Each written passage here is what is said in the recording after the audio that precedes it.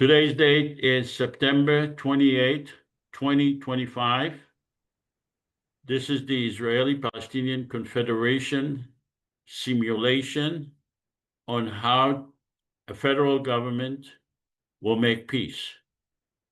I would like to remind you that the Israeli-Palestinian conflict, the violence, is purely created by humans. It was humans that put us into this mess that has been going on for over 100 years. Yes, it's human that created this problem, and we as human can solve the problem. A problem that was created by human can be solved by human. We are proposing a federal government for the people of Israel and Palestine, for the entire area that includes Gaza, the West Bank, and Israel, over 14 million people, a federal government that will represent the entire area, regardless of religion or nationality or any other differences, based on secular, democratic, constitutional, equal basis for everyone. This is what should have been done in 1947, 48, when the British announced their leaving Palestine.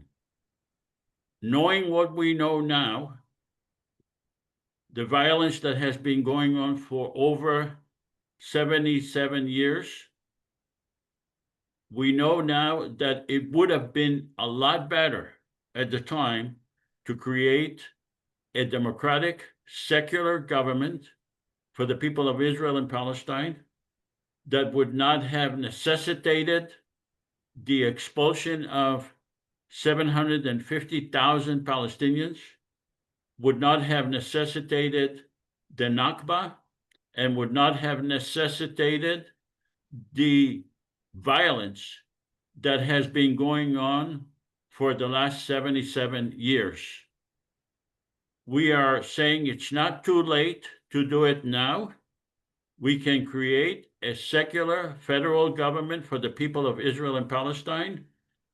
We are not calling for the dismantlement of the Israeli or the Palestinian governments, because, quite frankly, it is not likely, it's not practical to dismantle those governments. But it is practical to create a federal government for the people of Israel and Palestine. You could read the Constitution of the federal government by going to ipconfederation.org. The Constitution is available in 3 languages. And if you read the Constitution, you will be able to see how this federal government will be created, how it will function, and what will be the order of the government itself. A government that would be based on traditional constitutional principle with three branches: a legislative branch with 300 parliament members, executive branch with president and vice president, 1 Palestinian and 1 Israeli, and a judicial branch with Palestinians and Israelis together. You could reach me at josephavisar@gmail.com.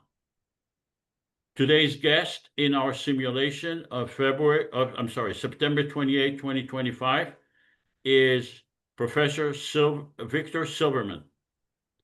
Victor I. Silverman is Emeritus Professor of History at Pomona College, specializing in U.S. foreign relations, social movements, labor history, environmental policy, and the history of sexual and gender minorities.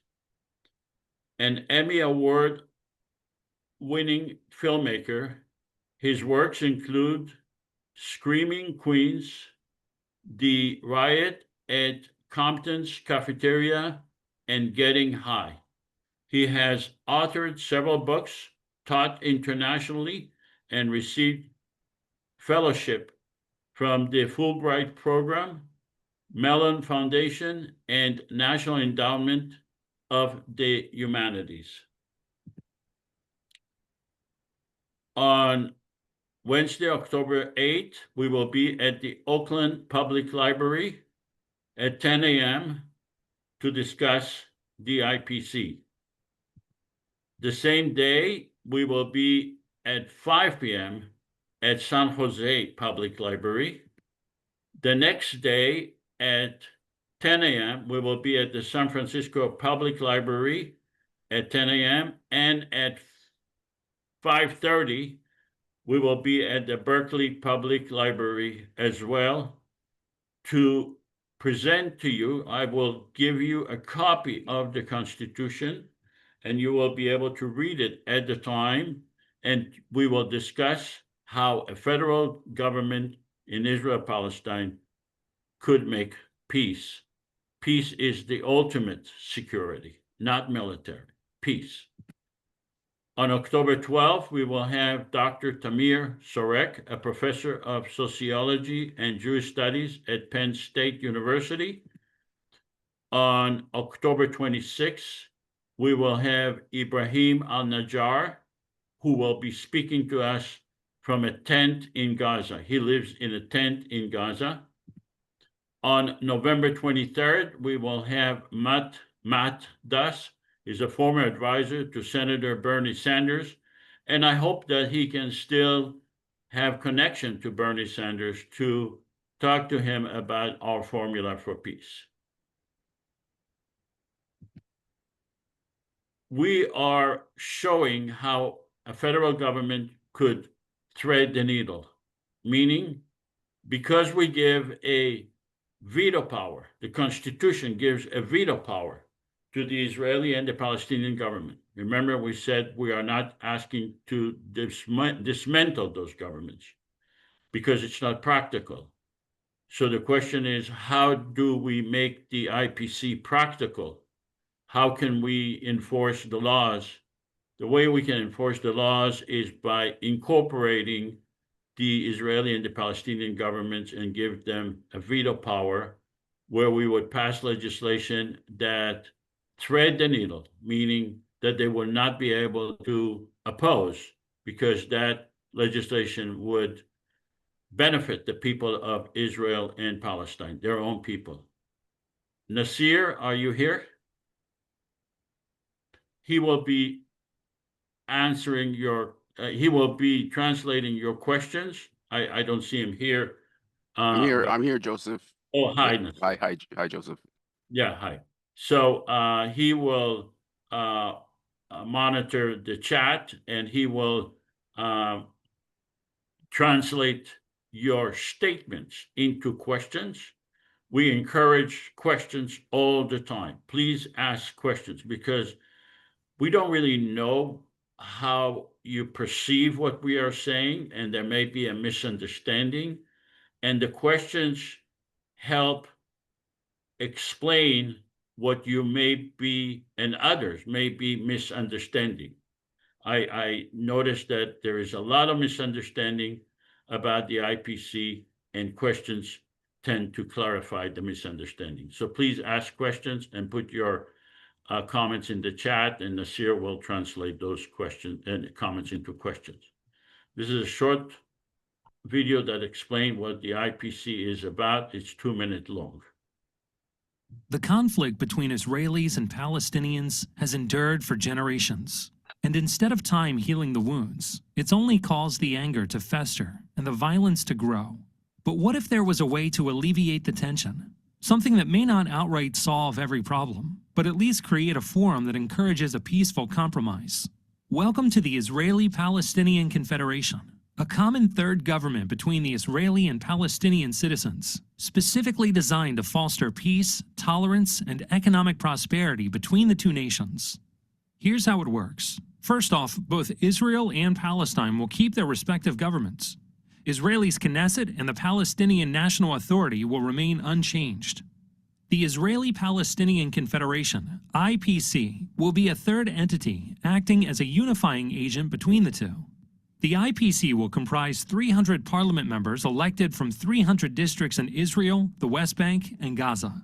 Above them will preside a president and vice president, one Israeli and one Palestinian.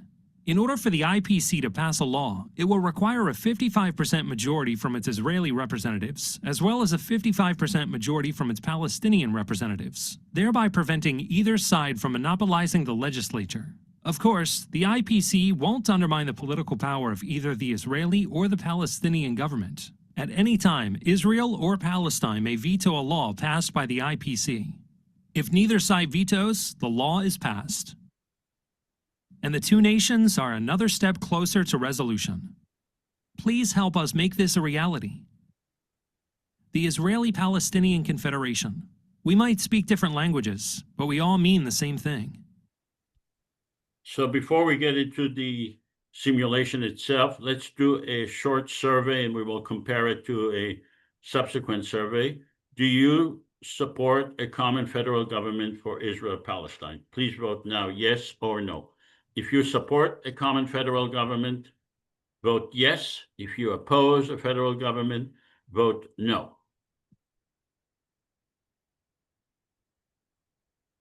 So that you know, Dan and I think Nasir is not able to vote. I'm not sure about Nasir, but I know Dan and I are not able to vote.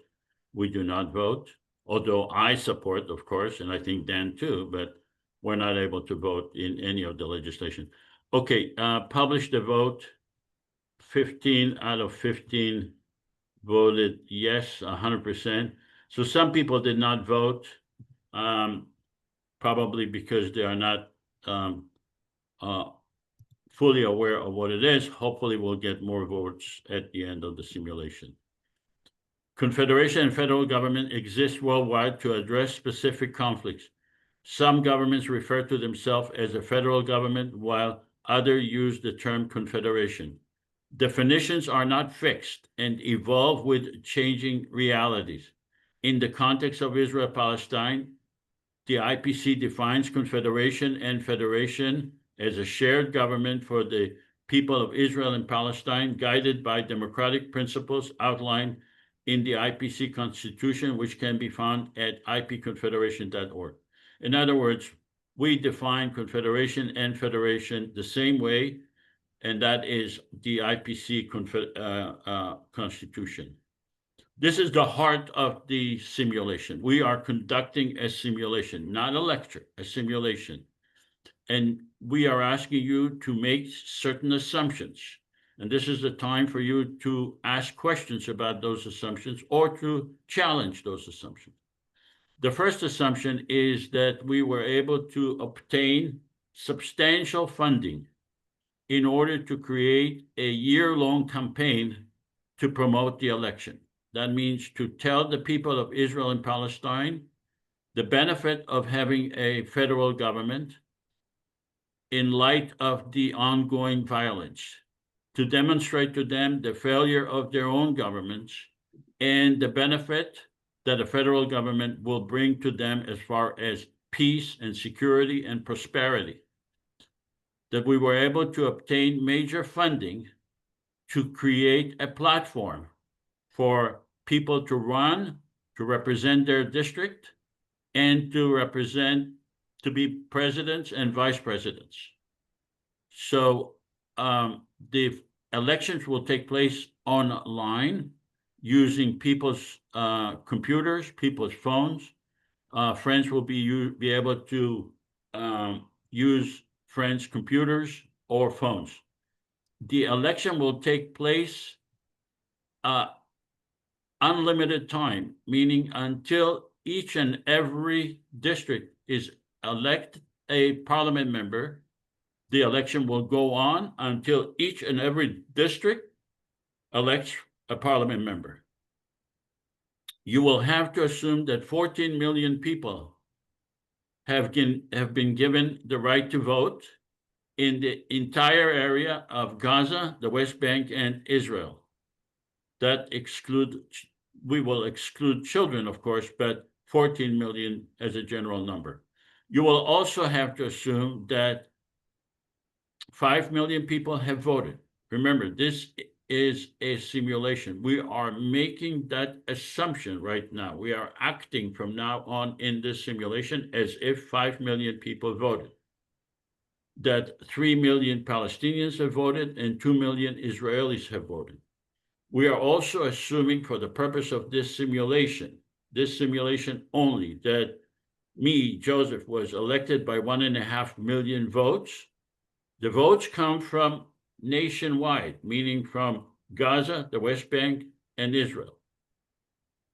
And a Palestinian lady received 1.3 million votes from the exact same pool of voters.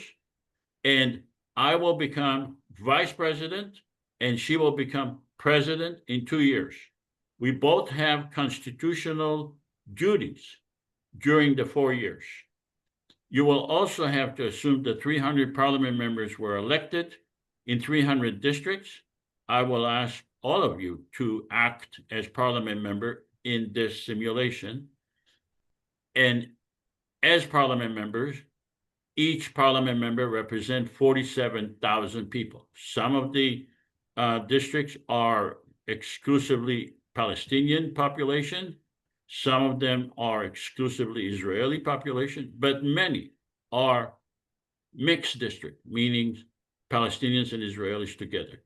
So the idea is that a Palestinian could vote for an Israeli, Israeli could vote for a Palestinian if they are in the same district, and they can vote for a Palestinian and Israeli for the president and vice president. Before I go to our guest, Victor Silverman, do you have any questions regarding these assumptions? Do we have any questions regarding these assumptions? I know that some of you have not been in the simulation before. Do not be shy. Ask the questions. There is no embarrassing questions. And it's important that we understand what these assumptions are. And then it's important to know whether these assumptions are achievable. All right, hearing no questions or comments, let's go to our guest, Professor Victor Silverman. Victor, what are your comments or questions regarding these assumptions?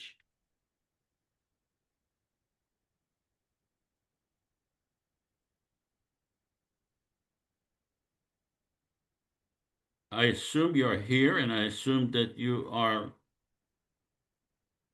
going to... Sorry about that. I was muted there. Okay. Thank you, Joseph, for inviting me and for our meeting the other day, where you filled me in on a lot of the details of the simulation and the assumptions behind it. So I don't have particular questions about the mechanisms. I thought maybe I could just say a couple things to begin with, and then see how people want to proceed. Just as a way of background, the little biography that Joseph presented of me doesn't include some of my international experience. I spent a number of years as an advisor to delegations at the UN, particularly from the international trade union movement. So I've had a fair amount of experience at the Commission on Sustainable Development and for other commissions at the United Nations. I've also been, a fellow in teaching in other countries, as well as teaching of history of foreign relations, a history of international relations, global history, and so on. So I have some perspective on this, but obviously I'm not an Israel-Palestine specialist. I have taught on the topic over the years, so some of what I say will be just as an informed person, but not particularly an expert, and in some other areas, it will come from my particular expertise. Um, the first thing I want to say is and this is something I said to Joseph the other day, is that I really admire the intention and the effort of this simulation, that the idea of thinking through how things might work, as opposed to my typical tendencies, which is to think about why things aren't going to work, and to make that more possible. I think that thinking how things could work helps make them more possible. So in that sense, uh, while one can certainly pick apart all sorts of different parts of these assumptions and of the even the very idea of a confederation, the idea that you could imagine it and then try and create it helps make it real. And that goes to, I think, one of my first points, in that in uh, uh, the study of nations and nationalism and internationalism, which is one of my specialties. My first book was on internationalism. The uh, the idea is that one of the kind of fundamental findings of the last generation of scholarship has been that people create nations and identities not based on some pre-existing from time immemorial identity, but rather as a result of a historical process. They draw on history to create that, but it's not necessarily foreordained that any particular group would have any particular identity. And I'm saying that because I think Janine Supp's uh, blog about the Levantine Federation blog post that she shared, or they shared, was interesting. The idea of, say, a Levantine identity, something which I Victor, can you focus on the assumptions, please? yes, Because yeah, we want I'm to getting move to it. forward. Okay. How much time do you want me to take? Maybe we could. As long as you want, Okay, I will. Okay, I'm getting there. provided you deal with Okay. the point that are in front of you, because Yes. we want to move forward. Yes, absolutely. So one of the things that allows for one of the things that the idea of an identity allows for is for people to have the assumption that such a thing would work. So that having uh, uh, a conception of um, Israel-Palestine, an Israeli-Palestinian identity, one that is shared between the two groups, would be one that would, however uh, difficult to achieve, would be one that would make it possible for these assumptions to function. The second uh, point that I want to make, and then I'll get to the actual specifics of the practice, and that is that the other kind of underlying thing that I see as a necessity here is a level of equality. And this is something that Joseph and I spoke about the other day. That is that if we have a sovereign Palestinian state and a sovereign Israeli state that have rough equality, the assumptions can then begin to work in a confederation. If we have a lack of sovereignty, for instance, on the part of the Palestinians, which was the result of the so-called peace process from the 1990s forward, then you end up with a hidden source of failure, or an obvious source of failure. That equality is both political, it's equality both in terms of power or inequality, and it's economic as well. If for What's federations, unequal about the IPC? no, I'm talking about the assumptions that are going in here, and I think that your assumptions, as they're designed, seem plausible. But for federations to continue to work, there has to be both a common vision of the idea of the Confederation, of the identity that you're sharing in it, and a rough equality among the parties, so that the participants are willing to accept the decisions of the Confederation. So, in terms of the practical, so that's that was my second point about the assumptions that I would think would make this more possible, that there has to be both an identity that is shared and a level of equality among the parties. In terms of the practice, which is what I see you're asking me specifically about, the division into a parliament of 300 with an elected president seems like a plausible, and vice president rotating seems like a plausible method of administering the Confederation. You could certainly conceive of other forms of representation that could work. I'm not a political scientist in that regard, and so I would defer to, I have no more expertise in that area than any of you. But I could also see one of the problems of, if not confessional presidency, national presidency, is that there's an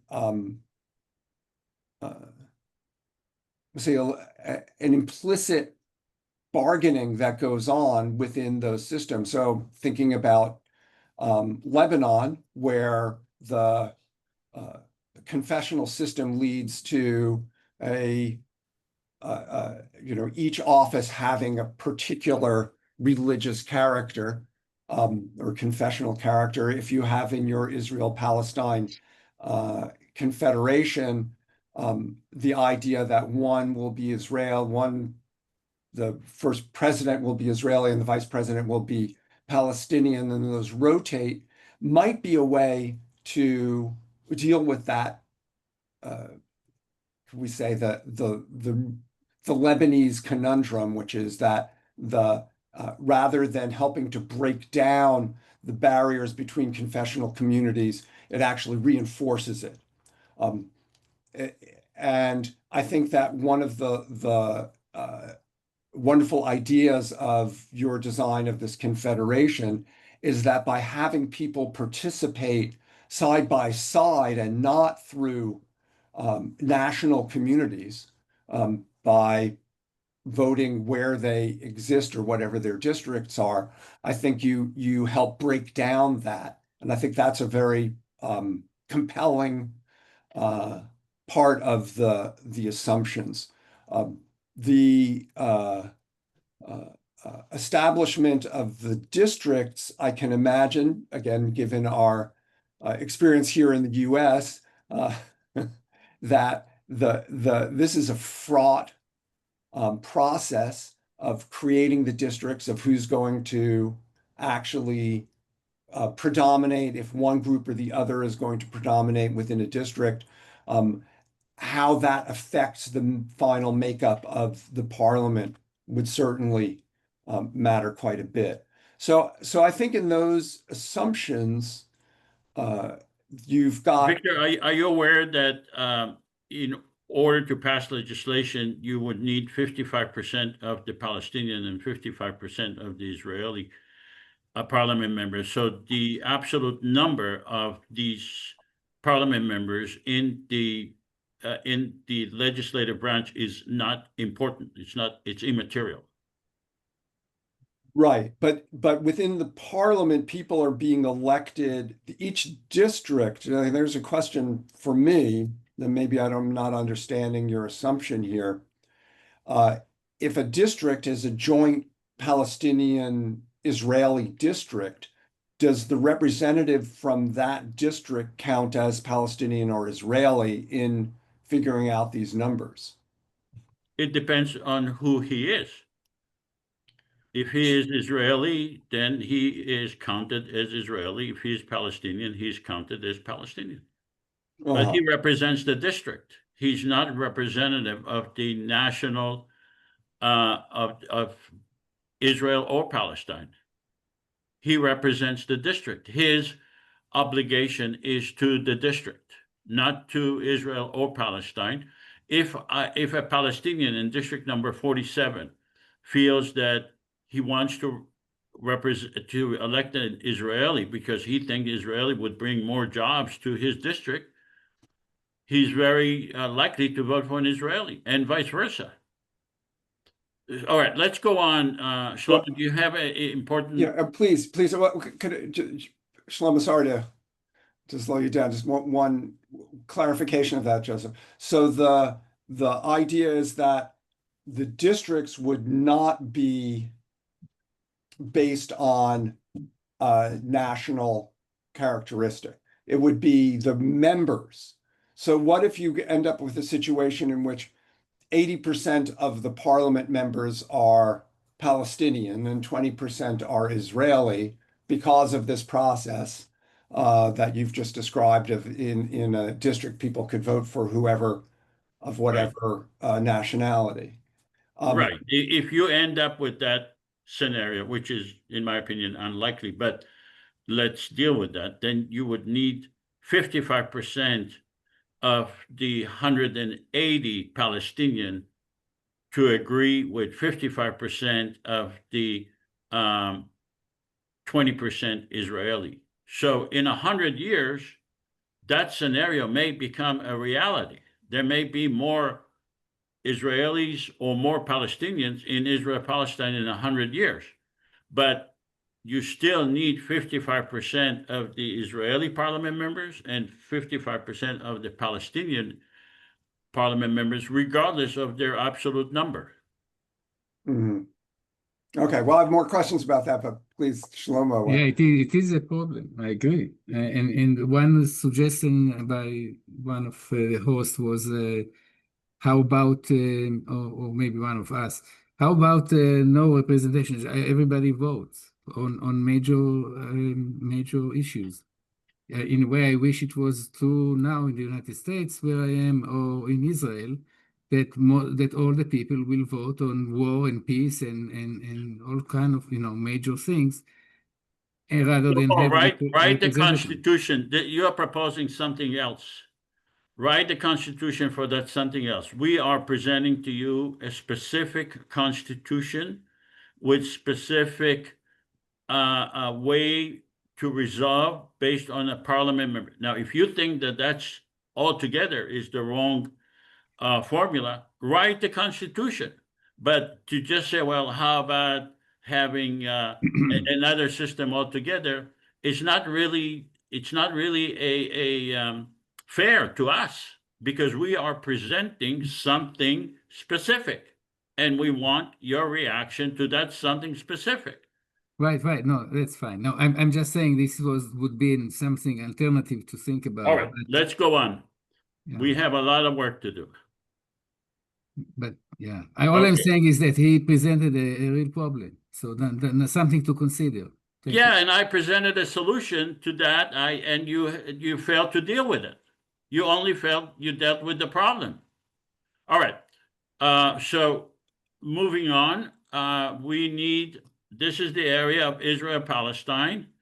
We are asking you, the audience, now to take a role and to become parliament members, either Palestinian or Israelis. So make your choice and decide what area you represent, whether you're Israeli or Palestinian. Please vote whether you are Israeli or Palestinian parliament member. Dan, can you put the voting? So you need to decide whether you are a Palestinian parliament member or an Israeli. And Victor, you can make the choice too. You could be either Israeli or Palestinian parliament member.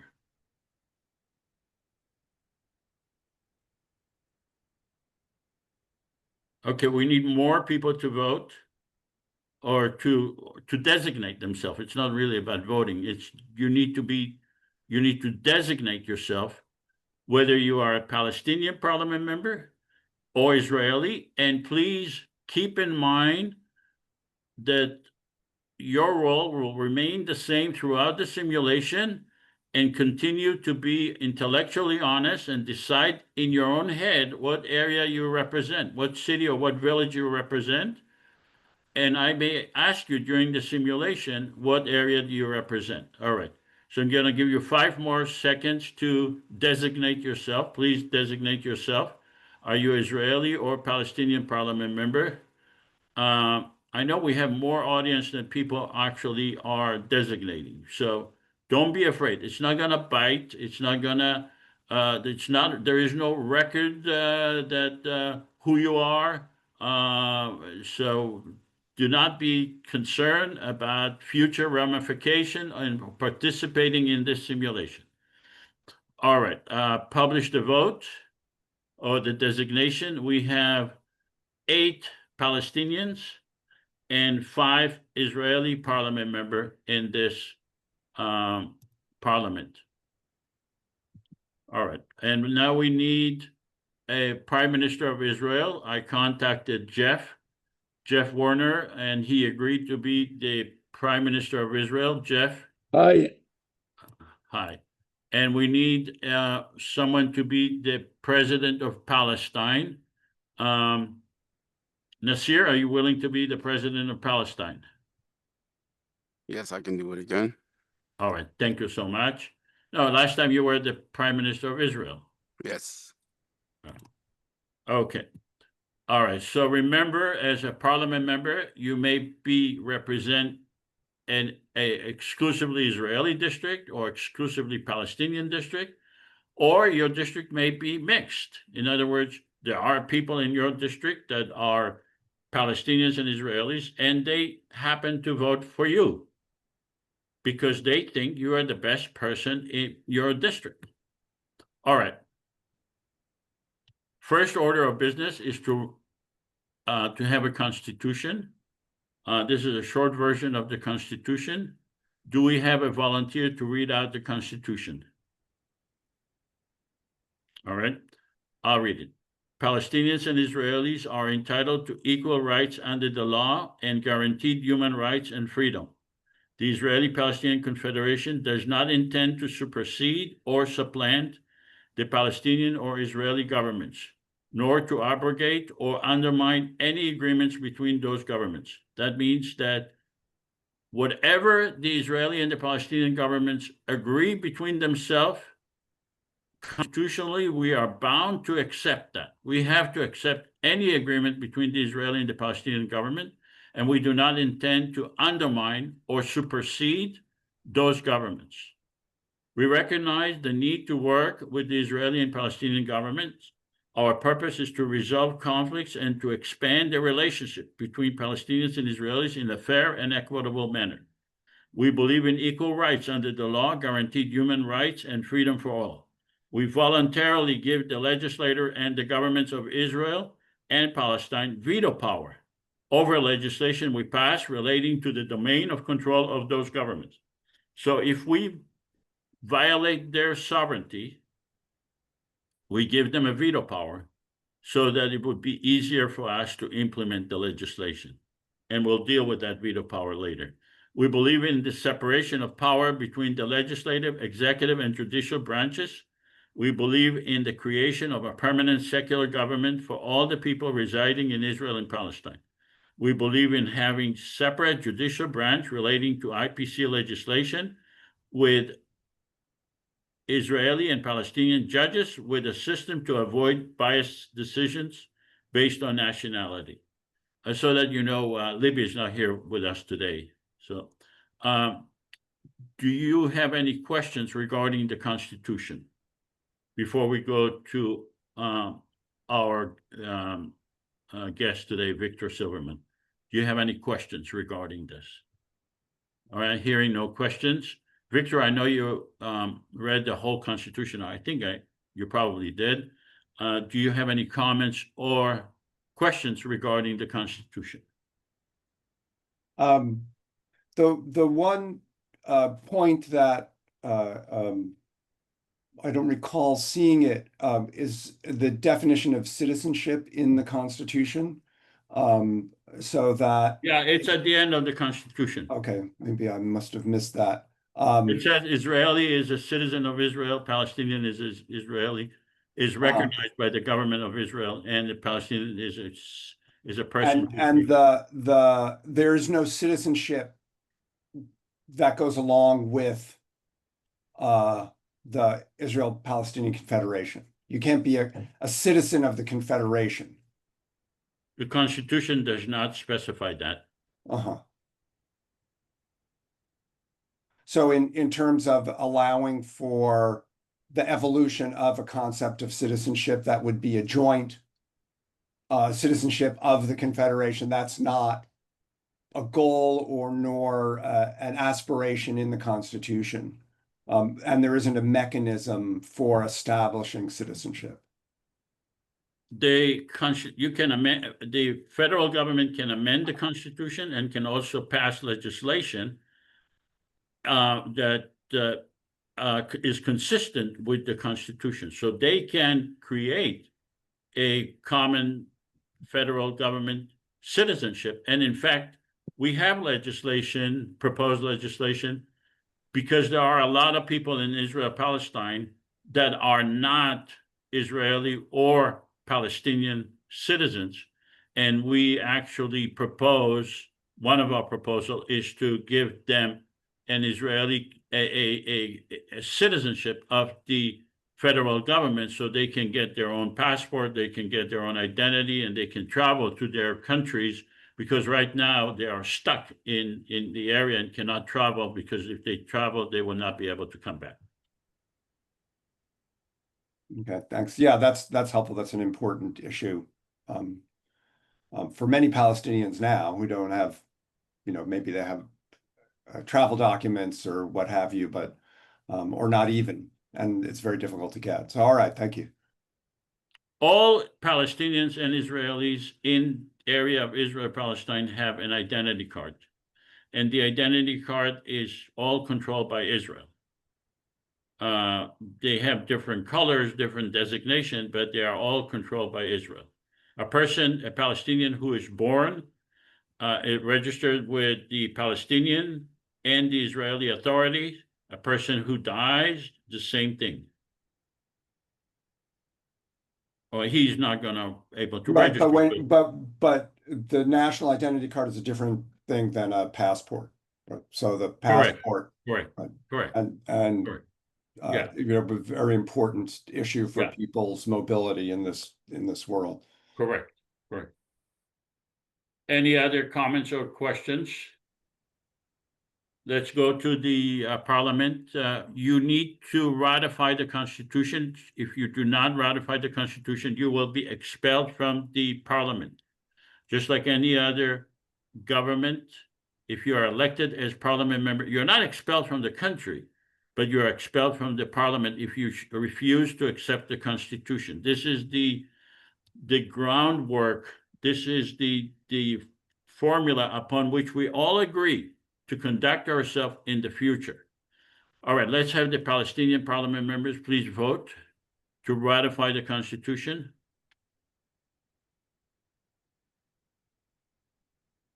Palestinian Parliament members, you need to ratify the Constitution. Publish the vote. All Palestinian Parliament members ratify the Constitution. Let's go to the Israeli Parliament members. Please ratify the Constitution. Israeli Parliament members, ratify the Constitution.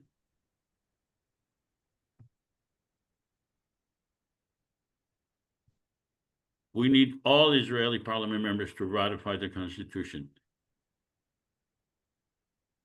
We are pressed for time, so okay, publish the vote. All Israeli Parliament members ratify the Constitution. So we now have a Constitution. We have an election. Congratulations. This is a momentous occasion in the history of Israel-Palestine. It has never been done before in the history of humanity. There has never been a federal, democratic, legitimate government for the entire area of Israel-Palestine based on a constitution, secular principles, equality for the entire area. It has never been done since biblical time. It has never been done since the British or the Turkish or the time of that Israel is controlled. It has never been done in the history of humanity. And this is a momentous occasion. And we do not take that lightly. This has never been done in history. It undermines the existing government's use of fear and hate to justify their action. We're basically proving that the human creation of the Israeli-Palestinian conflict can be undermined by a simple vote for the people of Israel and Palestine together, that humans are able to undo what humans have created. In this case, they have created a huge era of violence, and we are bound to undo what other humans have done. It removes the collective stigma against Israelis and Palestinians that we are incapable of making peace, that we are born to be enemies of each other. We are not. We are just victims of what humans have done to us that created this violence and put us in a position where we think that we are incapable of living in peace. It gives this momentous occasion provides huge political capital to us, the parliament. I'm not the parliament, I'm the president, to the parliament and to the president. It compels governments and organizations to contribute. We can go to all governments of the world, all of them, and demand that they will contribute. It gives the Israeli and the Palestinians new self-image that we are capable of changing history. And it proves that Israelis and Palestinians are not a monolithic society. So congratulations. Victor, do you want to have any comments regarding this momentous occasion that you just witnessed? I'm looking very much forward to this day. Let me put it that way. Well, you are in this day. This is we are simulating this. We are now pretending that this has happened. Well, it's a great day then. All right, thank you. All right, so from now on, we are going to assume that this state has been created. Let's have legislation, the first legislation regarding granting a veto power to the separate government. Nasir, could you please read this legislation? Second. Okay, I can read it. No, I got it. I just had to expand the screen. Granting a veto power to the separate governments. The Confederation is the government of the entire population of Israel and Palestine from the river to the sea. We recognize the Palestinian and Israeli governments and are seeking their cooperation to implement our vision of peace by giving them a veto. We will do our utmost to satisfy the essential needs of each government. We are pleading with the Palestinian and the Israeli public to understand that while we would like to pass the best legislation possible to improve their lives, under these constraints, a perfect legislation is not possible. We hereby bestow a veto power relating to legislation affecting sovereignty to the following: the government of Israel on issues in which it is indispensable, the Palestinian government on issues in which it is indispensable. In the event of changes in the entirety of the Israeli or Palestinian governments, this legislation may be amended or repealed subject to the IPC Constitution. The Parliament will decide on indispensability. Vetoes may be bestowed individually or collectively. All right, so we are the only legitimate government in Israel-Palestine because we are the only government that gave the entire population the right to vote, and we were elected by the people of Israel-Palestine. The Israeli and the Palestinian governments have not given the entire population the right to vote, and therefore they are not legitimate government in Israel-Palestine. We are the only government that have given them the right to vote, but we recognize our limitation. We recognize their power, and therefore we give them a veto power. What is it that we give them a veto power on? The use of land, police force, removal of the wall, because we are not able to implement that legislation without giving them a veto power. However, on issues that are specifically related to us, such as our budget, our ratifying the Constitution, or appointing judges or ministers, they do not get a veto power. The veto power gives a safety net to both sides. They're more likely to vote and to participate as voters and as parliament candidates and as parliament members. It decreases the Israeli and Palestinian government's opposition. They basically do not have a legitimate opposition to our federal government. It removes any claim that we are a subversive organization intended to remove or undermine those governments. It gives legal protection to our candidates. They cannot be prosecuted for undermining or attempting to undermine the Israeli or the Palestinian governments, because we are not. We're actually recognizing those governments, and we give them a veto power. And it compels us. It gives us a job to do, which is to pass legislation that would not be objectionable to the Israeli or the Palestinian governments, and it creates a system of negotiations with a deadline. Does anyone have any questions regarding the veto power? Before I go to Victor Silverman. All right, Victor, do you have any well, before we have the comments, let's have the parliament vote. By the way, you notice that the Israeli and the Palestinian governments do not have a veto power over this legislation that gives them a veto power. Palestinian parliament members, please vote.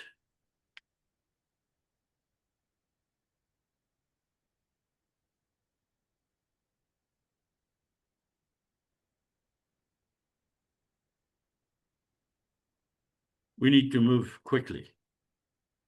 Palestinian parliament members, please vote.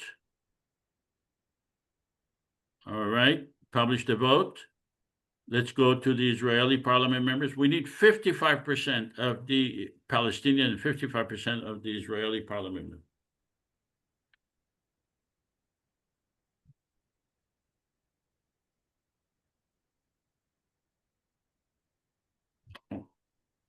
One more vote we need. Okay. Publish the vote.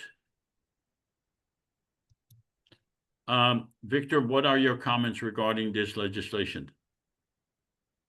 This is one where I have some misgivings, and I'd say that my sense is that it's a formula for constant stalemate. It depends on an assumption of the Israeli government or the Palestinian government wanting to support, having the right political attitude, and rather than the very likely possibility of nationalistic governments having power and trying to sabotage this. So are you understanding that we have 5 million people who voted, and we have 300 parliament members, and I am the president? Are you taking all of that into consideration? Yes, yeah, because you're dividing power over what this confederation can actually do in a way that's not responsive to the confederation itself. So it's How? not. How am I dividing power that is inconsistent with the confederation? So maybe because you're giving power of decisions within the confederation to entities which are exterior to the confederation. We give them a veto power, and we designate who to give the veto power to, and on what legislation. So if the legislation, we feel we cannot implement the legislation, then we give them a veto power because we have no choice. But keep in mind, we just have 5 million people voting. We just passed the momentous occasion of passing a historical constitution. I have huge political power right now. We are not speaking before the creation of the federal government. We are now during the existence of the federal government. Let's go to the Prime Minister of Israel. Mr. Prime Minister of Israel. This is not up for veto. This vote. I know. I just want to ask him a question. Okay, sure. I'm here. Mr. Prime Minister of Israel, do you have much respect for what has been done right now? We just had 5 million people voting. I was elected president, and the same question to the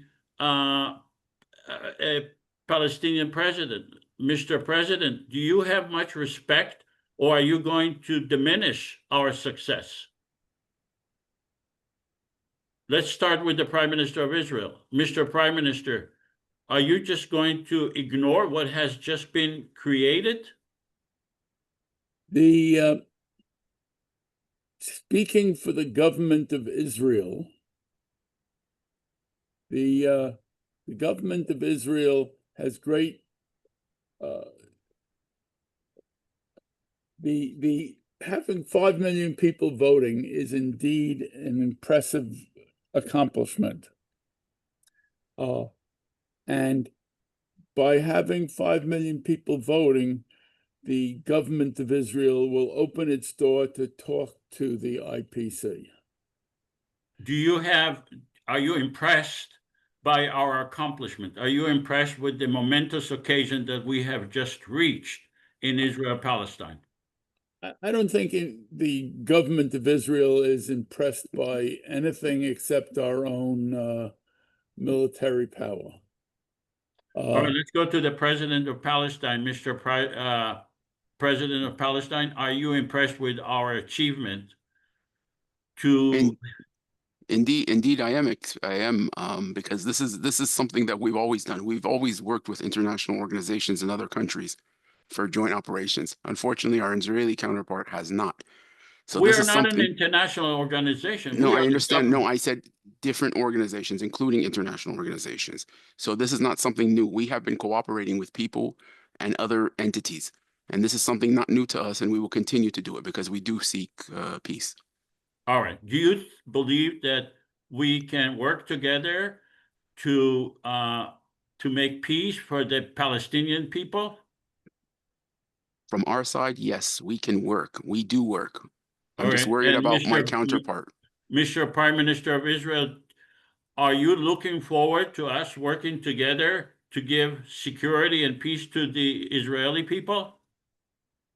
We think the best way, the government of Israel thinks the only way to bring security to the people of Israel is to defeat Palestinian terrorism. And that is the prime goal, the prime That wasn't my direction. question, Mr. Prime Minister. Are you looking forward to work together to give peace? Because you have not been able to give peace to your people, and Israel has not been able to give peace or security. So are you looking forward to that option that is being given to your people and the Palestinian people? The government of Israel wants peace. And we understand that the IPC has gotten 5 million votes, which is about 1/4 of the 1/3 of the population of between the river and the sea, and that is indeed an impressive thing. And we will sit down with you, but we still believe that the only way for Israel to make peace, to provide security for our people, is to completely defeat Palestinian terrorism. All right. Thank you. Let's go on to the next legislation. We voted on this, giving you veto power. And let's go to this legislation was discussed with Victor, I guess because you have worked with the UN, and that is UN recognition. Our purpose is to resolve conflicts and to expand the relationship between Palestinians and Israelis in a fair and equitable manner. We believe in the creation of a secular government for the people residing in Israel and Palestine. We believe in equal rights. This basically repeats what our Constitution says, but the bottom line here, it says, we are hereby seeking official UN recognition as the legitimate representative of the people of Israel, Palestine, because we are the only legitimate representative of the people of Israel and Palestine.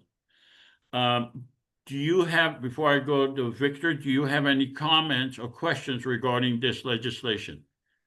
The Israeli and the Palestinian governments are not given a veto power because they are dispensable regarding this legislation.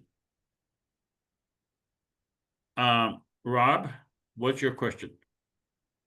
My question is whether there are any precedents for this situation where a member of the UN can be given membership to a non-state, to effectively to a confederation.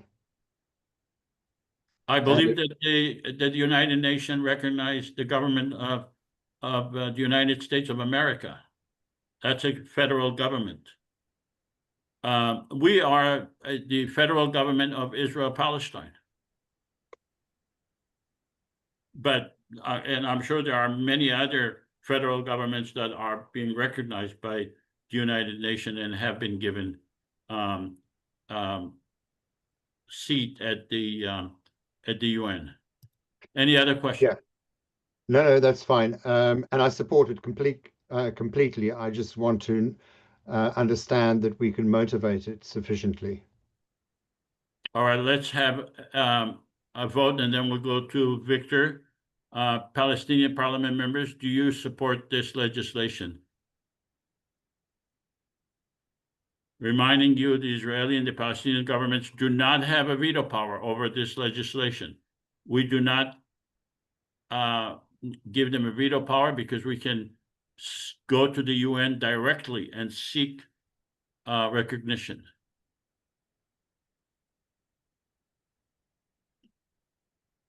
All right. Publish the vote, 100% of the Palestinian parliament members. Let's go to the Israeli parliament members. We need 55%. We are getting close to 100% on almost each legislation, which means we are able to thread the needle.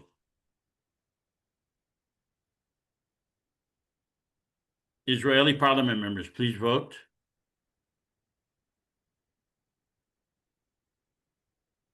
We need, all right, publish the vote.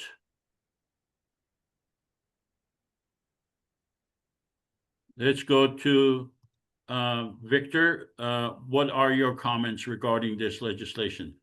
I think it's a logical step for the Confederation, but just to kind of address Rob's question very briefly, there's a number of different statuses that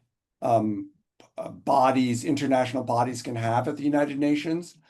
There's the voting membership of the United Nations, which Israel has, which the state of Palestine has only recently been granted within some bodies, and within other UN bodies, not so much.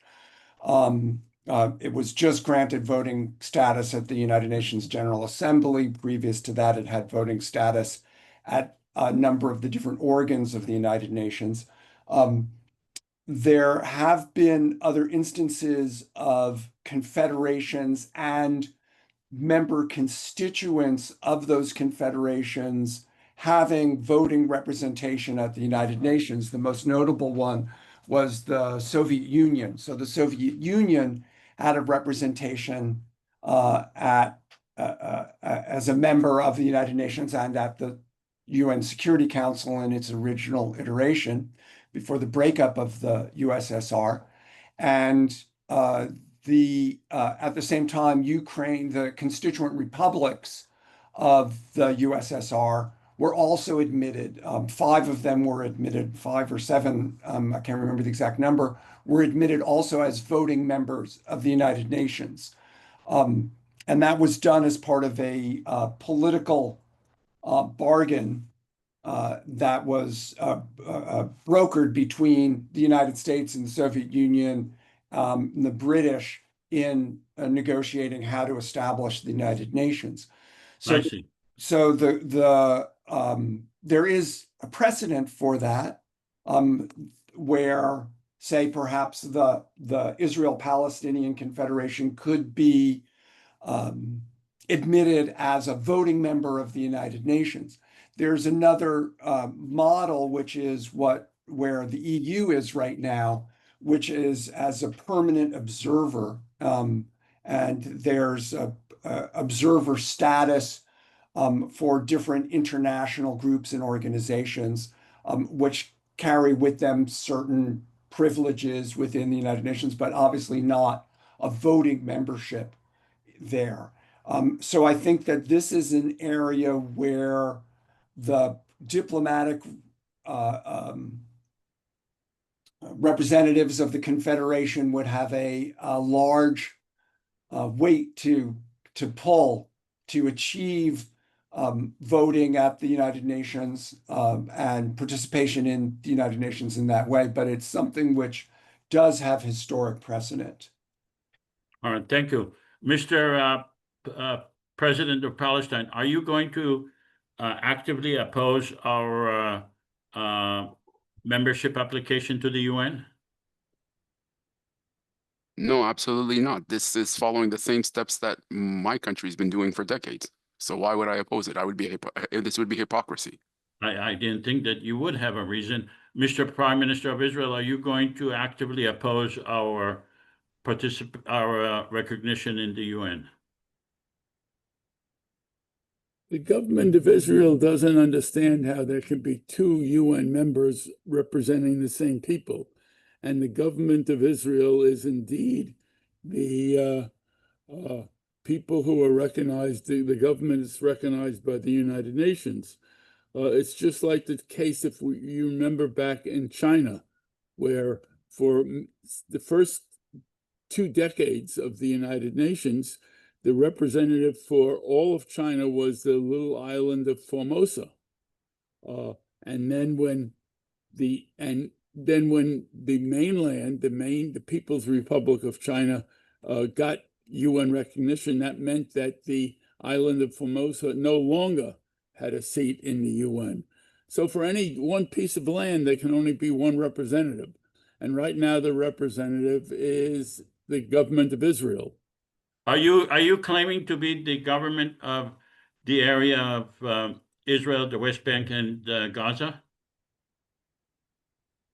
At the moment, we claim, we have security control over the whole region. Yes. That wasn't the question. Based on our understanding, you represent the people of Israel. You are not representing the people of Gaza, the West Bank, and East Jerusalem. We have active proposals in our government to annex, to include. I know, but it hasn't happened. By your own conduct, you are not a representative of the Palestinians in the West Bank, Gaza, and East Jerusalem. We are. So what is your argument is that there cannot be 2 governments representing the same people is inaccurate. We represent the people of Israel, Palestine. You represent the people of Israel. That's right. And if the UN gives you recognition, then for the people of Israel, it will be the government that they've elected, the government of Israel, and you which is something different. So you will not oppose our application? No, I am opposing it. The Oh, you are? government of Okay. Israel doesn't understand why the IPC exists. The government of Israel represents that piece of land. Well, you were here when we were elected by 5 million people. So what do you mean by you don't understand why we exist? You Well, do you believe can- in democracy, do you not? Well, of course we believe in democracy, but you know, you had this peculiar election, and we don't recognize it. Our election is far more transparent than your election. Your election is conducted by the Israeli government. Your election, we are monitored by international organization. We The are gov- far more transparent than your election. All right, but I'm not going to go on. Let's go to the next legislation we need to pass. The Ramallah-Jerusalem Peace Corridor and Cooperation Initiative. Do we have a volunteer to read this out, or Nasir? Or... Yeah, I can read this. So this is, give me 1 second. The Ramallah-Jerusalem Peace Corridor and Cooperation Initiative. Comprehensive development initiative aimed to reducing unnecessary hardship and congestion at the checkpoint located on the main road between Ramallah and Jerusalem, without compromising the security of either Palestinians or Israeli population. Expansion of checkpoint infrastructure. Increase the number of entrances and exits to facilitate smoother and more effective movements for both Palestinians and Israelis. Fast-track lanes. Establish dedicated fast lanes for frequent travelers to reduce wait times and improve daily commute efficiency. Education and commercial zones. Transform the surrounding areas into a shared education and commercial zone to foster cooperation, economic growth, and mutual benefit. Construction of a joint hospital. Build a state-of-the-art medical complex, including a dedicated children's hospital to serve both Palestinians and Israeli populations. Joint administration. The area shall be administered by the Israeli-Palestinian Confederation in close coordination with both Israeli and Palestinian authorities. The legislation is hereby submitted for review to the Israeli and Palestinian governments. Each of these entities is granted a veto power, which may be exercised within 60 days from the day of submission. All right. Does anyone have any questions regarding this legislation? Yeah, Rob, go ahead. Sorry, me again. I'd like to propose an amendment to this, if I may. Sure. My amendment would be that the checkpoints must be jointly staffed by Israeli and Palestinian I think it says that. representatives. I think it says that. Does it? Maybe wrong. I didn't see it anywhere.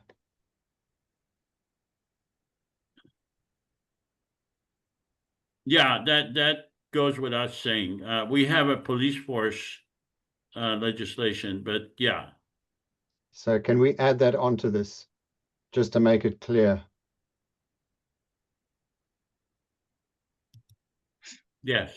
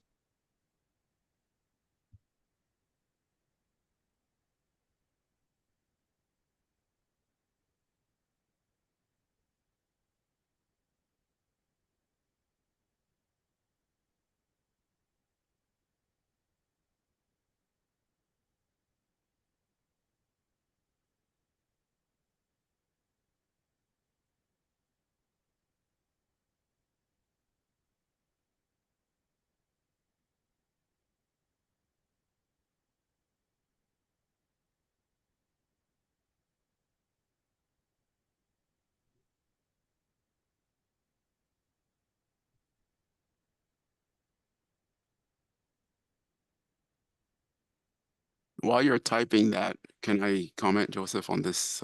Sure. Okay, so there's several issues that I have with this legislation. Are you And speaking as the president I'm of speaking Palestine? as both, as a Palestinian, as a president of Palestine. Okay. First of all, this checkpoint doesn't come between Israel and Palestine, nor on the Green Line. This checkpoint is separating Palestinian cities from other Palestinian towns, including my town. So the fact that seems to be a band-aid for an illegal checkpoint that is on occupied territories, on territory that's not even within Jerusalem, but far within the checkpoint in question here is Kalandia.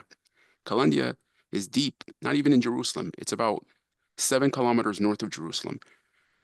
Now, even though there's an attempt to temporarily ease the traffic, the constraints of the horrible, dehumanizing situation that Palestinians face daily at this checkpoint, I would say that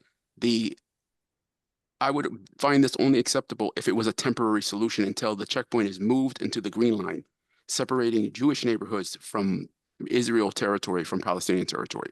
But I find that a checkpoint that is going to separate Palestinian areas from other Palestinian areas is in effect continuation of the illegal occupation. Therefore, I'm going to veto this.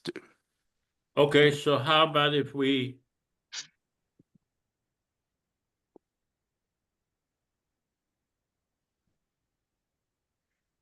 I mean, the fact that you're having a hospital, how about if we are a expanding hospital, the checkpoints into areas that are pre-1967 border? Is that acceptable? relocating them. That's the word, not expanding them, relocating them.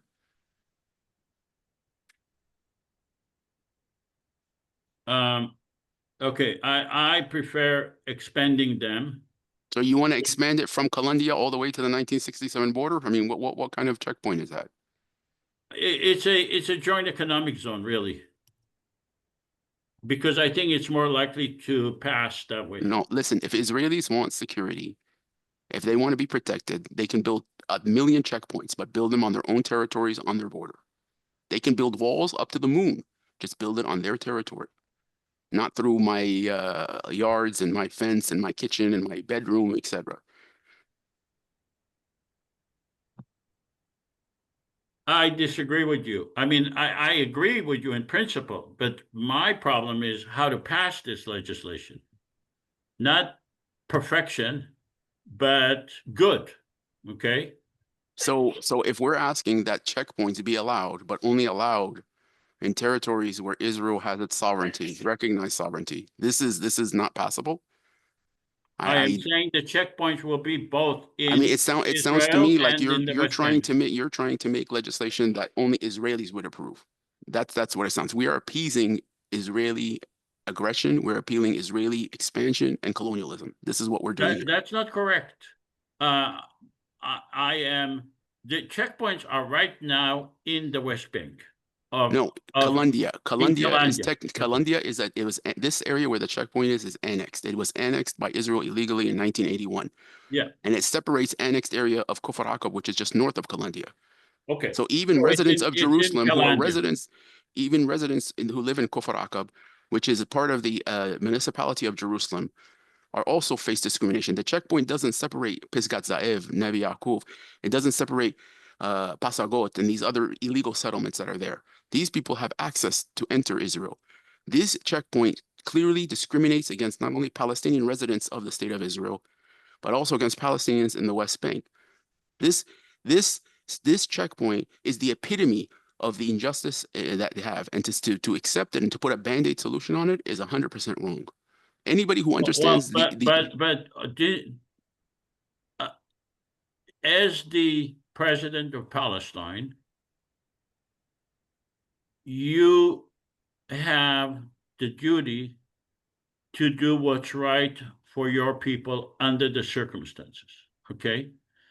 As the president of Palestine, you presented an argument that to me sounded very logical, to me as the president of the whole thing, which is this checkpoints really divide between Palestinians.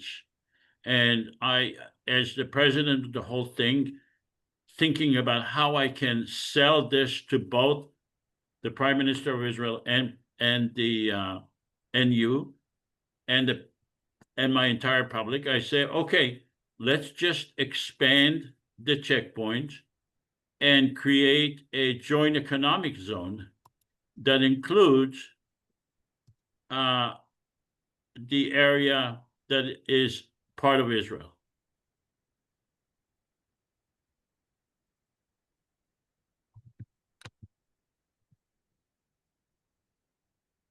Excuse me, as the I have a Prime Minister of suggestion. Israel, can I enter this Yes. conversation?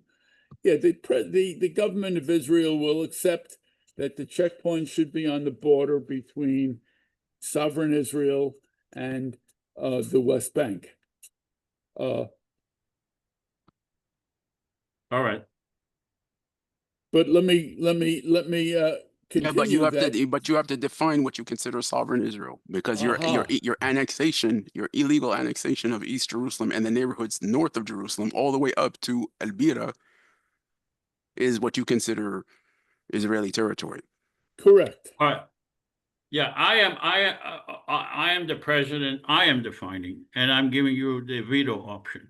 All right. Let's have the Palestinian parliament members please vote on this legislation. Wait a second, I have something to say. Why not going back to the 67 borders and say the only checkpoints will be on the border, the old border that was supposed to be the two-state solution, and all the other checkpoints in the West Bank should be dismantled.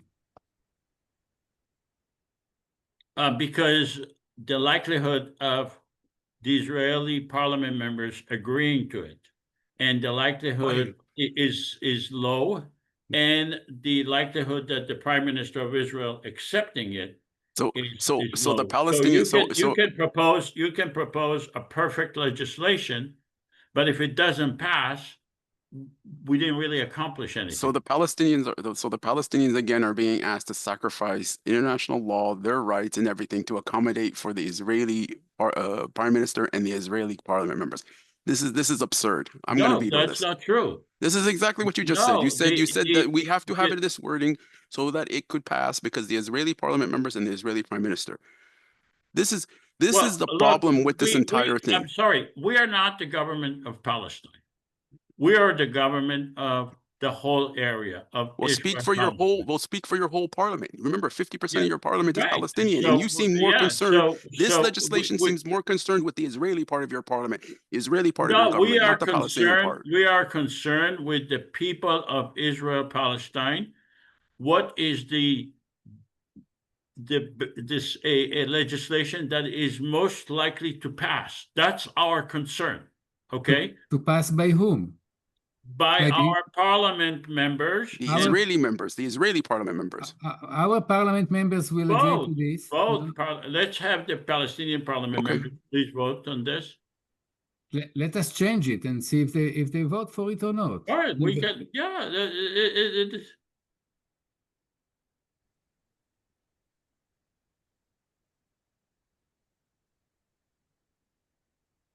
Okay, publish the vote. We need 55%. We got 25%, so it did not pass. May I interject, please? Let's have a parliament member giving us a suggestion for changing this legislation. Let the Israelis vote before you discuss. Okay, Israeli parliament members, please vote.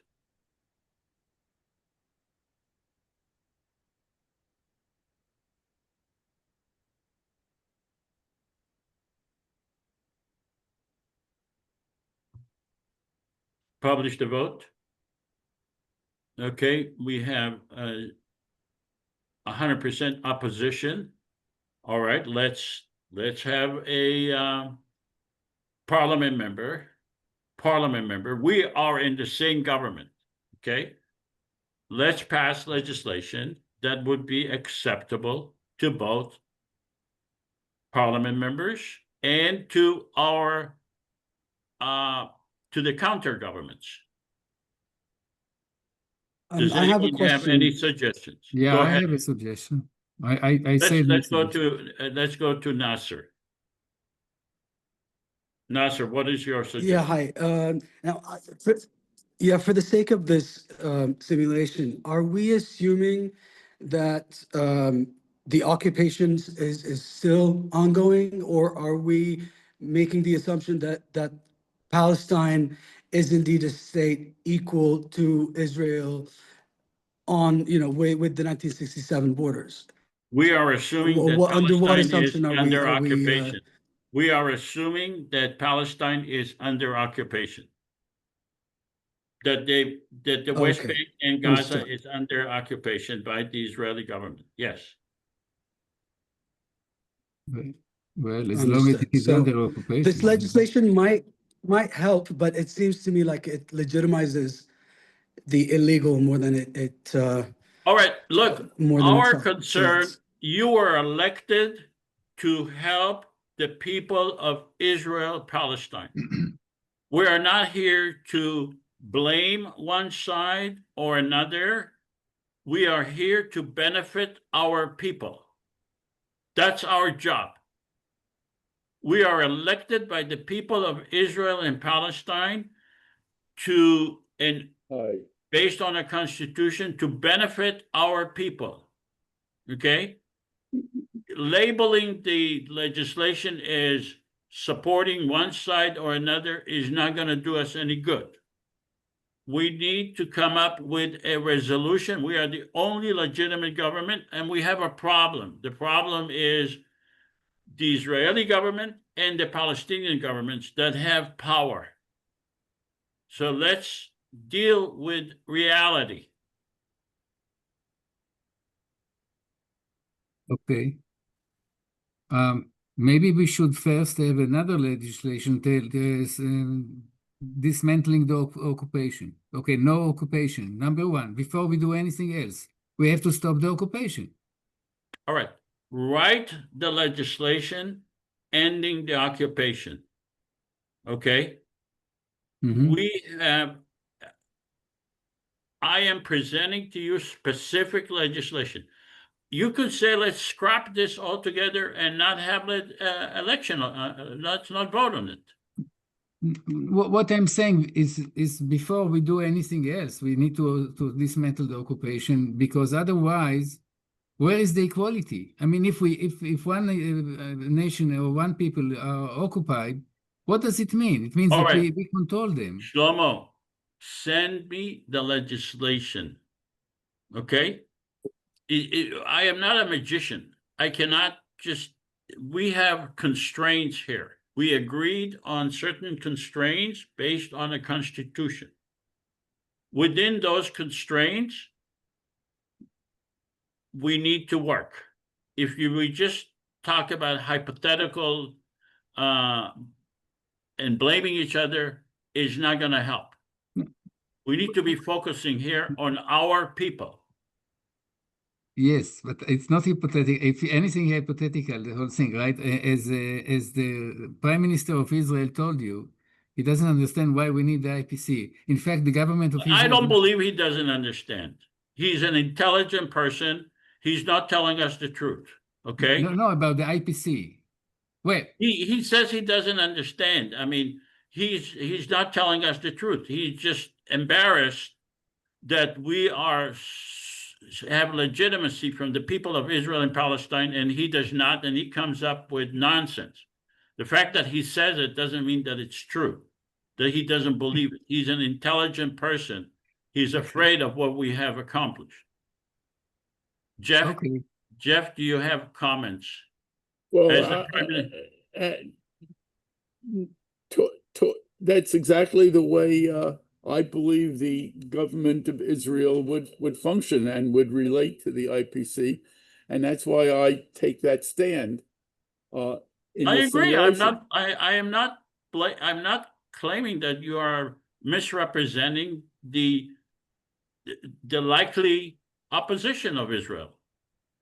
I totally agree with your representation of possible. Yeah.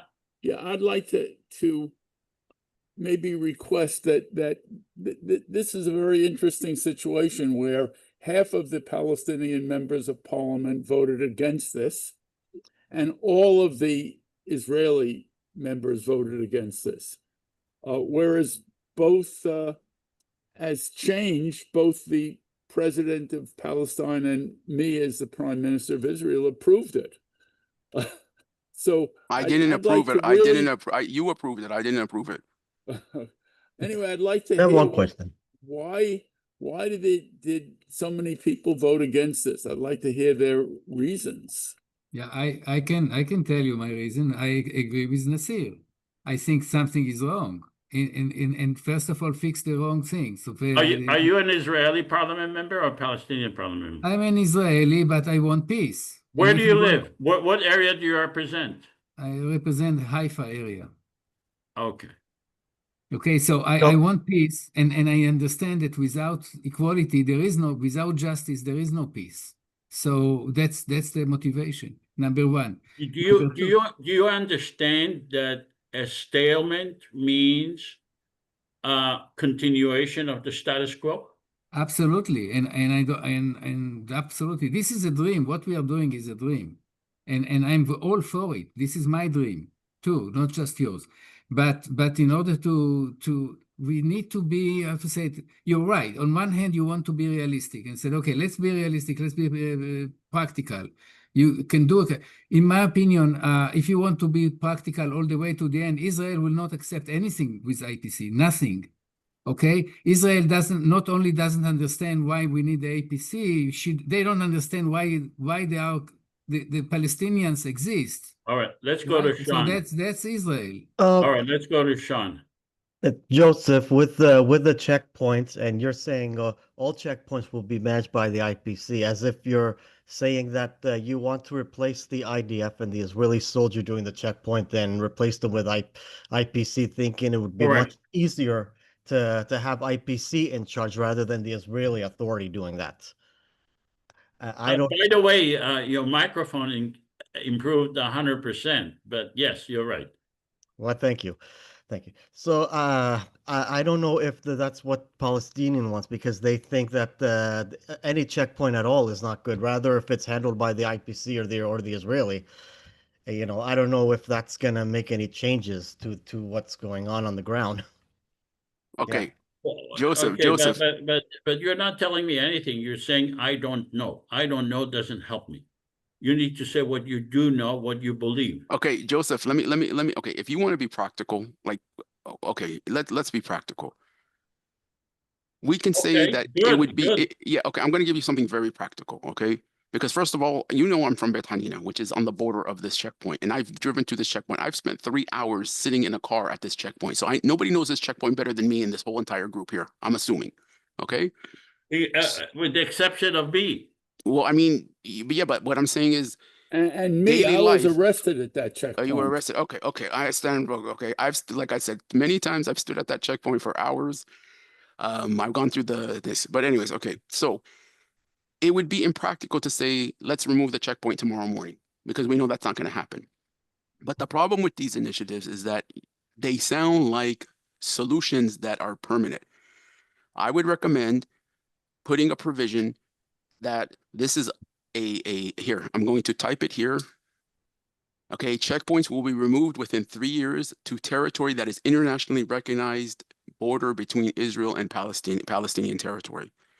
Okay, meaning that we have, to sit and to make something like build a hospital, build a commercial center. This is telling me this is going to be permanent. I do not want anything that's going to make this last permanent. My goal, and everyone's goal, should be to remove these criminal enterprises, criminal institutions such as checkpoints. So we know we can't do this. So a hospital could be permanent. It doesn't have to Joseph, be part of who's gonna leave Hadassah to go to a hospital in Israeli? Which Israeli is gonna go from Hadassah to a hospital in Kalandia? I mean, come on, the hospital may serve Palestinians, but it's not gonna happen. I'm sorry, I disagree with you. Children, my son happened to be at working as a doctor at Children's Hospital. They have different specialties. There is children's hospital within miles of each other, and they have totally different specialties, and they send patients from one to another. So I disagree with you. Okay, so but what I'm saying is that rather than construct a permanent checkpoint, something that looks like that's going to legitimize a checkpoint, say we're going to make measures now to make this current situation better, but our eventual goal is to move it into where international recognized. Okay, cities like Beit Hanina, Sharafat, should not be separated from other, like Beit Hanina, for example, is divided by 2. Did you know now to go from one side of Beit Hanina to the other one, you have to go through the checkpoint, around the wall, and drive. What used to, like, when I used to be a kid, I used to be able to walk to my grandmother's house. Today, I can't do that. I have to go through the checkpoint, through 3-4 different cities, and come back down around the wall. This checkpoint's a nightmare. It's ripped families apart. And to tell Palestinians to accept it all for a fast track lane or for this, come on, this is complete nonsense. Get rid of this wall, get rid of this this checkpoint. And like I said, if Israelis want to build checkpoints, build 1 million checkpoints, but build it on your territory. You want to build a wall, build it around your houses, not around my houses, not just around my house, but in between my houses. In one city, in our city, we have 2 brothers that live next door to each other, and now the wall came in between their house. Okay, now you made some constructive argument. I added our intention is to remove the checkpoints and the entire wall altogether within 3 years. Is that okay? Yes. Hold on, let me see what you wrote.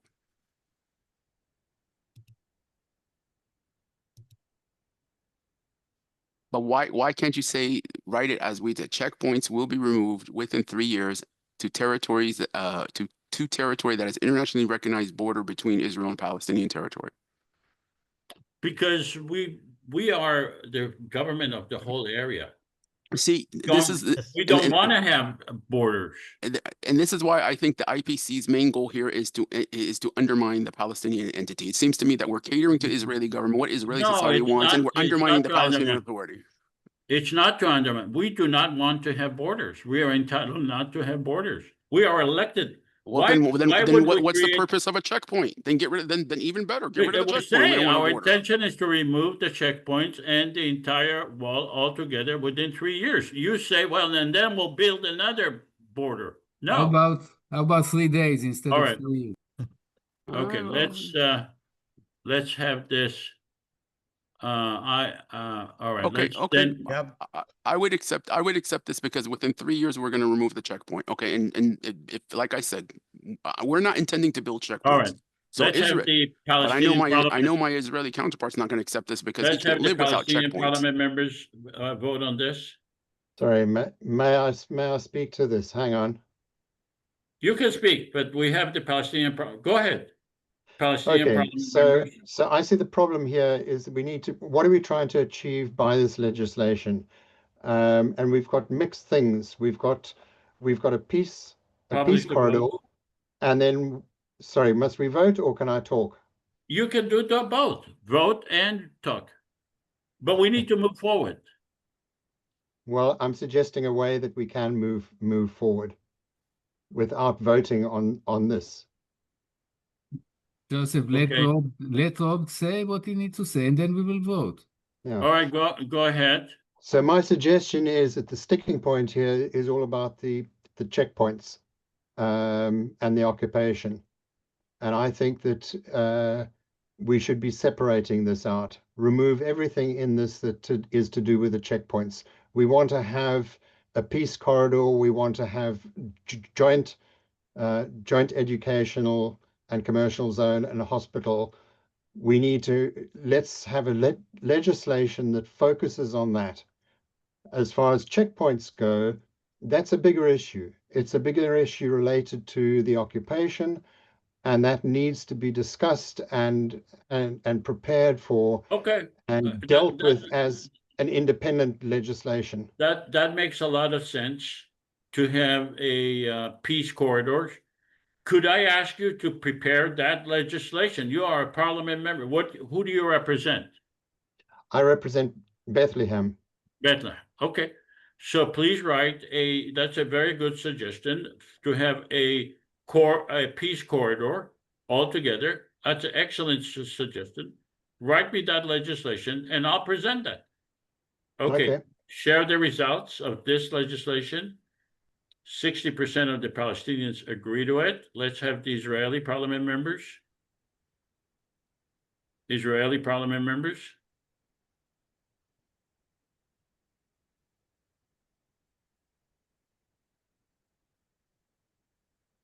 Okay. We need more Israeli parliament members to vote. Share the results. 60% of the Israeli parliament members agreed with this legislation. Mr. President of Palestine, do you accept this legislation? Did the Palestinians vote? Yes, they voted yes. I'm They sorry. voted 60% yes. Okay, I thought that was the Israelis. No, both voted the exact same number. Okay. Okay, I will not veto this because we are going to remove it within 3 years. Okay, let's have the Prime Minister of Israel. The government of Israel will veto this because of the same reason that the president of Palestine is for it. We understand why the Palestinians want to remove the checkpoints, and we want to remove the checkpoints, but we can't because we have to protect our citizens against terrorism from the Palestinian community. And we cannot guarantee within 3 years. We will remove the checkpoints as soon as the danger, the threat to Israeli citizens from terrorism is removed, is gone. Well, you have not been able to prevent or create security for the people of Israel. I'm not going to go on for this forever because we need to move on to the next. Jeffrey, I think the purpose is to I thought you can't demonstrate how this see thing works, you not said. how to convince. I think Let's go to the- I think before we move to the new one, I think Victor, I wanted to say something to Mr. Victor. You, when you mentioned your reservations about the veto, I wanted to say something, but we moved on. But do you see how the veto it works? Because it forces us to go and redo the legislation so that it could be represented. Yeah. And I think that was the main. This was a perfect example. So we saw that even when we changed we vetoed it. The Palestinian president, me, vetoed it. We changed it to something that was acceptable, and then it was accepted by the Palestinian president, and then it was vetoed by the Israeli prime minister. So it kind of shows you how the veto doesn't work necessarily to dominate one over the other, but to make legislation that can be approved and can go back to be changed to be approved. And I think that's the purpose of it. And I would love to hear your intake about what just happened, because I think that was probably one of the best demonstrations that I've seen in the last few years of I this agree. simulation. I agree.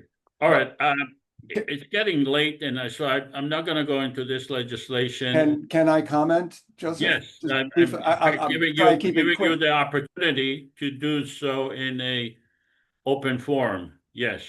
The quick point, and the reason I asked, when Joseph and I talked about what topics we would like, I wanted to talk about the checkpoints because the checkpoints have been, a key technique of Israeli rule and control over the West Bank, and would be in any kind of future negotiated settlement of a creation of a Palestinian state. If you remember the Taba negotiations and their proposal of some kind of protected route between Gaza and the West Bank.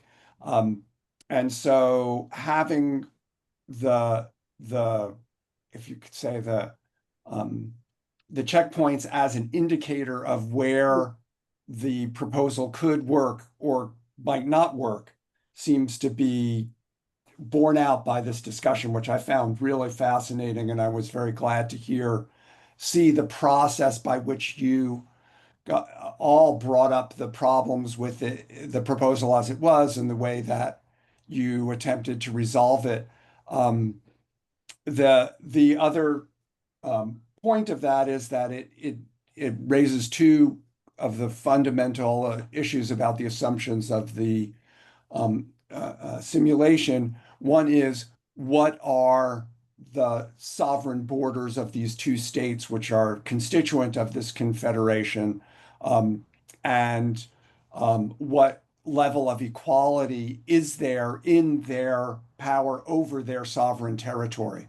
And what the checkpoints indicate is, and why it was a problem for the so-called peace process, was that they indicated that Palestine was not sovereign, that Israel remained sovereign over all these territories and could impose its will on it.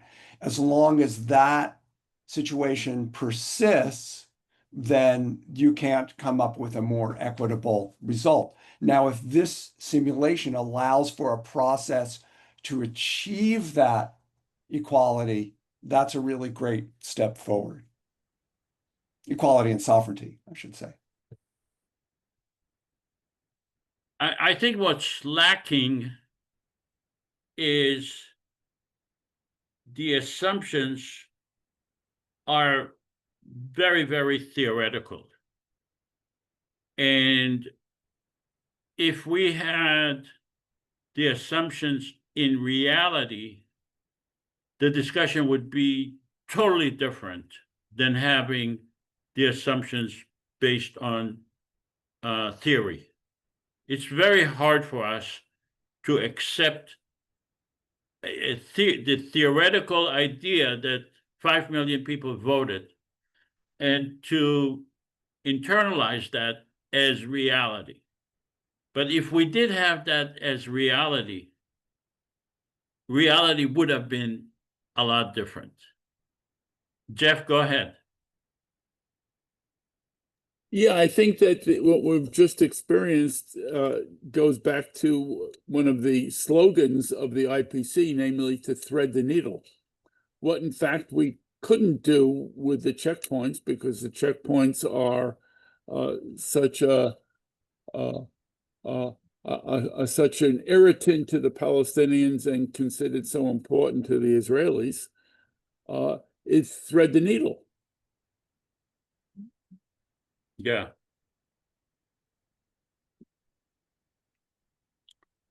I agree.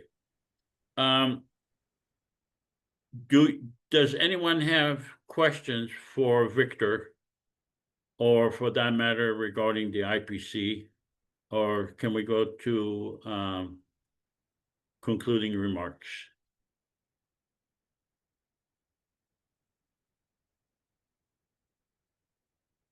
Question, ahead, but Shlomo. after the remarks, maybe we can have a conversation with Victor.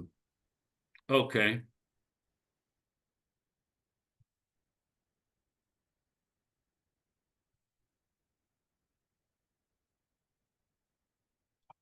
So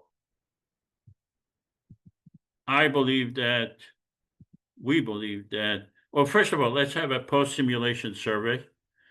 Do you support, after participating, do you support in federal government for the people of Israel and Palestine? I hope we're not going to go lower than what it was before, which was 100% before.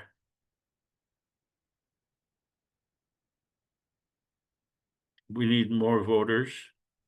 You had to remind me of that one, didn't you? Yeah. I don't see any pop-up. Are you not able to vote? No, I don't see any place to vote here. Oh, interesting. I How do you voted. vote? How do you vote? No, earlier I saw, but now there is no, usually there is a pop-up and ask me to vote, and here there is no. Are you using a phone or? No, I'm using a computer. I am the only one? I see Pop-up was only up for a minute. The pop-up was only up for a minute. It's up. Moment. You want to Moment. redo it? Do you want to redo it? Yeah. Let's Dan, redo it. could you redo it? Okay. Did it pop up, Shlomo, for you? Yes, it did, and I voted. Thank All you. right, cool.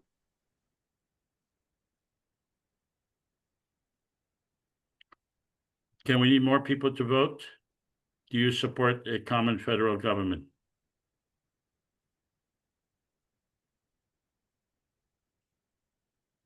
Ten more seconds to vote, please. The ability to vote is gone. It just popped up for a moment, quick vote, and it was gone. I see. Okay, So can you there's no, end the vote no, and no the polling? And ballot. then I'll just ask verbally, is there anyone here who opposes it? And if so, don't be afraid to raise your hand and we'll ask you why. I mean, we want to have a fair, honest conversation. All right. I believe that a common democratic confederation government can bring peace. It's really the only way to bring peace, in my opinion. It is possible to have an online election in Israel-Palestine, rather than spending the billions and billions of dollars to come up with more weapons and more ways to kill each other. We can come up with ways to live in peace and security, and we can do it. We can do it by online election. The current governments of Israel and Palestine are not legitimate in the entire area of Israel-Palestine, and they're incapable of bringing peace. These assumptions are possible. It's possible to obtain the major funding. It's possible to have the whole area elected before, I mean, giving the whole area the right to vote. The Prime Minister of Israel said he was kind of like poo-pooing the idea that we got 5 million votes. We got 5 million votes out of 14 million. Some of them are children. And in the area of Israel-Palestine, there are a lot of children. So probably about 10 million people are eligible to vote. If we get half of that population, is huge. I believe that the assumptions are achievable. And the only thing really necessary is not even funding, it's the media involved. The people of Israel and Palestine aware of what's going on, aware of a possible way to resolve the conflict. So let's go to an open discussion and let's have Shlomo ask the question that he wanted to ask. Yeah. Okay, first, Victor, okay, he said what he thinks about it. I am curious about two things. First, what kind of history you were teaching or you were researching? And number two, what do you think about Zionism? How do you view this word, Zionism? Thank you. Well, I've over the years, I didn't get this gray hair just for style. I've taught a lot of topics over many years, but my first specialty was the history of international organizations and the ideas of internationalism. And so I published a lot on that in the 90s and the early aughts. And I also have taught about labor history, the history of California. I've done film work on addiction, on queer studies, queer history, trans history. So I've done a lot of different topics. I have a number of thoughts about Zionism and so on. I am not a Zionist and don't think of myself in those terms. I also think about myself very much as someone who's an American, and because of that, I don't believe that I have an answer or the right to say, this is the solution that Israelis and Palestinians should follow. They should have a secular democratic state. They should have 2 states. They should have 12 states, whatever. However, that's up to the people of the area, and that has long been my position. And But if you are the king of the world and can decide which way to go, what would you recommend? 1 state, 2 states? What would you recommend? See, this is that's the question that I hope to avoid by saying that. I think that my idealistic side would like to see one state with equality, a secular state where people are citizens because of their residency in this place and not because of their religious or ethnic identity. I think those states are the most successful in the world and the ones that are most able to resist the siren song of blood and soil, which has led to so much horrible violence in the world. Whereas ethnically divided ones, where the politics is based on membership in a particular group, are too easy to manipulate into terrible violence. But I think that the situation is so horrific that we're dealing right now with an ongoing genocide in Gaza and with an unbearable occupation in the West Bank and tremendous insecurity for Israelis, both Palestinian Israelis and Jewish Israelis, that something needs to move forward in some direction. And as Joseph has said, we want to try something because right now what's being done is so horrible and needs to stop. So I've been politically involved on these issues for a number of years, and I feel it's incumbent as an American to try and change the orientation of my country towards this, which has not been positive, which has facilitated this both the horrible violence that we're seeing now and the underlying fundamental inequality, which led to the breakdown of what had been a fairly optimistic point in the 1990s. I remember I was teaching when the Oslo Accords were announced, and I had a whole panel of Palestinians and Israelis who came, and there was a palpable sense of optimism. And even though many people noted at the time the grave limitations of the whole framework, the lack of sovereignty on the part of the Palestinians, let alone the corruption and so on, etc.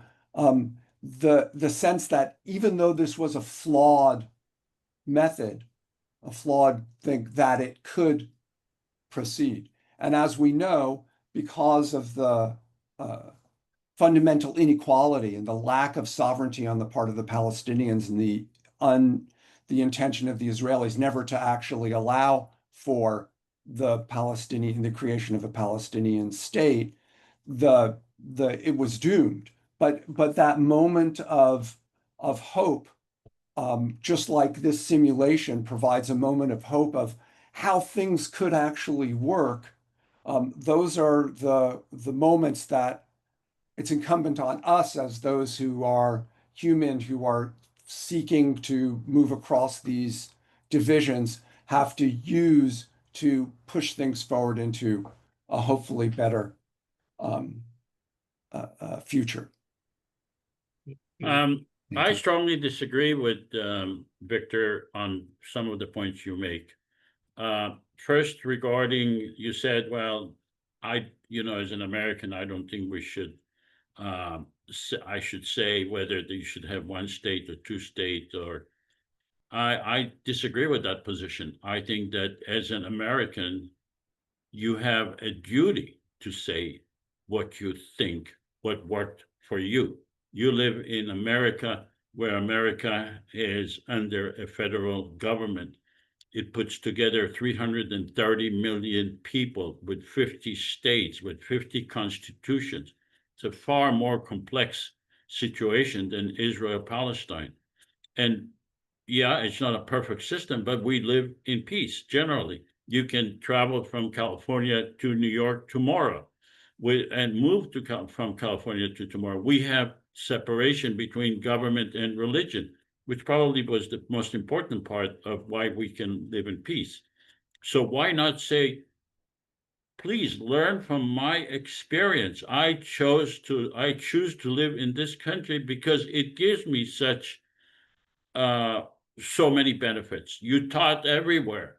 You taught internationally. It gives you benefits. I don't know.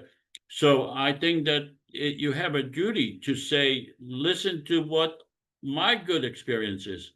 The second part is Israel relies on people who say, I want to be as neutral on that as possible, because Israel is actually involved in American politics to create I mean, they are involved in every election in America to make sure that the people who are voted on are pro-Israel policy. So Israel is affecting American politics, not only in America, but in many other countries. And it's time to say, well, enough is enough. We need to have people elected in America who care about America, not about Israel. So we have a responsibility to be very clear and very decisive with our opinion. Hands off is not really in my opinion, the right thing to do at this time. Yeah, I agree. Yes, but yeah, America should wake up and do what needs to be done. And the first thing to be done is to stop this genocide. I'm sorry. This is against all international law. Like if you allow this genocide to go, right, to continue, that means there is no other law. I mean, you talk about ICE, about the national all of these other issues are of course this then mean there is no law. This is like a jungle law. So number one, stop this. Start to be the leader. But America is not in that position, unfortunately. Any other, Rob, go ahead. Yeah, just quickly, I agree with what you said about outside people responsible for giving views and helping. And I think the idea to say, well, it's up to the people in the region is not correct, because it's a problematic, it's a failed situation. However, Victor, I think a lot of the other points you made about hope and seeing examples of hope is critically important. And I think that we shouldn't forget that is a very important. It teaches people to actually learn about the other and get away from this thing about us and them and fear. So yeah, thanks for that point. All right.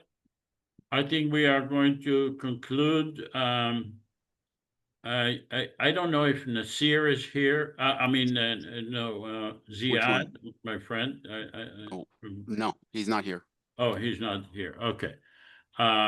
He's coordinating our trip to Palestine and Israel, and he doesn't speak English, so he speaks Hebrew because he spends years in Israeli prison, and he speaks Hebrew perfectly, but he doesn't speak English, and he will be helping us in Israel-Palestine. We are going to be there in November, and he's helping us set up. Does he speak Arabic? Yes. He Yeah. speaks Arabic, and he speaks Arabic. His native language is Arabic. Yeah. All right, everyone. Thank you so much. And I want to thank Victor Silverman for your generosity. I hope you do not take the criticism personally. We had an open and honest discussion. I thank you so much for your generosity in participating in this simulation and giving us a measure of hope. Thank you so much. Thank you Yeah. for Thank you. inviting me. It was All a right. pleasure Thank to you. participate. All right. Thank you Thank so you, much. Thanks, Victor. all. Please join us.